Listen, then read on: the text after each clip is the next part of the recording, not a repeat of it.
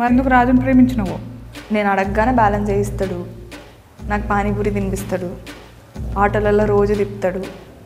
నేను అడిగానని చెప్పి బిట్లు చూడ్డం ఆపేశాడు. ఏమన్నా పిచ్చిగిన లేసిందా నీకు? రాజు అందరు మగోళ్ళ లెక్క కాదు మేడం. దేవుడా, ఆ ట్రైలర్లోనే నీ జీవితం అంతా నేను ట్రావెల్ చేసినట్టు అనిపించింది నాకు. ఒంటి మీద సున్ని లేకుండా కాలు బయట పెట్టాలి, నీ సంగతి అయినట్టేనే. చాలా టాక్సిక్ రిలేషన్షిప్లో ఉన్నట్టు అనిపించింది నాకు. నువ్వు మన గురించి ఊరంతా టామ్ టామ్ అయిందంట. టాటో అయితే లవ్ చేయవానే? పెళ్లి చేసుకోవడానికే కదా. ఏమనుకోరంటే ఒక మాట చెప్తా, ఇట్లనే కాళ్ళు ఒత్తుతారు, స్టార్టింగ్ పడ్డాక పీక నొక్కుతారు. మీ ఆయనతో మీరు ఎప్పుడు గొడవలు పడలేదా? ఇక్కడ టాపిక్ నాది కాదు.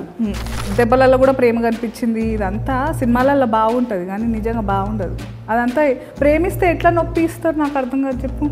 నొప్పిద్దామని అనుకోలేదు. నేను కొడితే కూడా నేను చంపితే కూడా ప్రేమ చూస్తున్నారని కదా నెత్తికెక్కుతారు వీళ్ళంతా. లేదు మేడం, మరి నేను కొడతా కదా రాజుని అదే ప్రేమతో. నువ్వు కూడా కొట్టినావా?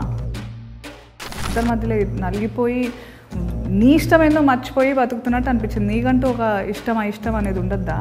నిజంగా నాకు ఇష్టం ఉంటుందా మేడం? నాకు ఉండాలనే అంటున్నా నేను. మీరు రాంబాయి ప్లేస్లో ఉంటే ఏం చేస్తారు మేడం? నేను కూడా మస్తు దెబ్బలు తిన్నా. సిటీలో నీలాంటి ముద్దుగుండే పిల్లల్ని, ఇంత పద్ధతిగా ఉండే వాళ్ళని మస్తు మంది చూస్తారు. అప్పుడు తప్పు వాళ్ళదవుతుందా నీదవుతుందా? అమ్మాయిని ఎప్పుడు వస్తువులాగే చూస్తున్నారు, అప్పుడు ఇప్పుడు ఎప్పుడు. కండ్లు ఏమన్నా కాకులు ఎత్తుకెళ్ళినాయా? చున్నీ వేసుకోకపోతే నువ్వు దూరం అవుతావా? బుర్రుందా? వాడు నా మంచి కోసం చెప్పిండు మేడం. నీ మంచి నీ బట్టలలో ఉందా? ఏమో మేడం, నాకు అవన్నీ తెలియదు. రాజుగాని ఏం చేసినా నాకు ప్రేమే కనిపిస్తుంది. సో ఏదేమైనా ఎన్ని అష్ట కష్టాలు పడి మొత్తం కింద మీద పడి మీరిద్దరైతే పెళ్లి చేసుకుంటున్నారు. మంచి జరిగిందా చెడు జరిగిందా నేను చెప్పలేను కానీ మీరైతే షేక్ అవుతారు మేడం.